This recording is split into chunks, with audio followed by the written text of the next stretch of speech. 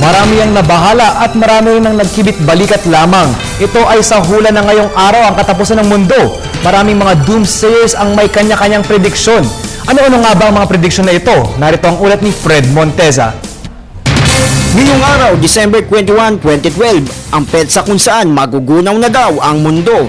Ayon sa Mayan Calendar, ang December 21, 2012 ang huling araw na kung saan magkakaroon daw ng alignment ang mga planeta at di umano'y tatama sa Earth ang Planet X.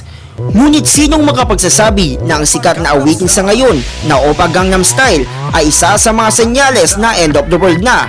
Base sa prediksyon ng tinaguriang greatest prophet of modern times na si Nostradamus, darating ang Armageddon from the calm morning na tumutukoy sa bansang South Korea na kung saan nakatira si Psy na nasa likod ng Gangnam. Ang dancing horse naman daw ay suwak sa malakabayang step ng Gangnam. The number of circles will be 9 ay tumutukoy di umano sa pag-hit sa YouTube video ni Psy sa 1 billion views na 0. Nakakatuwang mang isipin ilan lamang iyan sa mga palatandaang katapusan na daw ng mundo. Kuya, naniniwala ka bang end of the world na daw ngayong araw?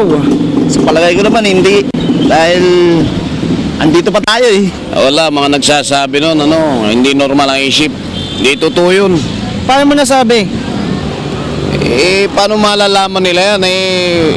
May Diyos tayo. Siya nakakaalam kung talaga magugunaw tayo. Hindi naman totoo yun, wala naman katotohanan.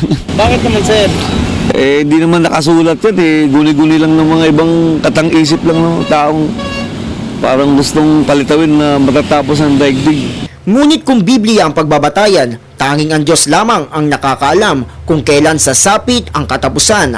At ayon nga sa ulat ng Mateo 24:43 at 44 na ang katapusan ay biglang darating na walang nag-aakala na tulad ng isang magnanakaw na walang nakakaalam sa pagdating nito.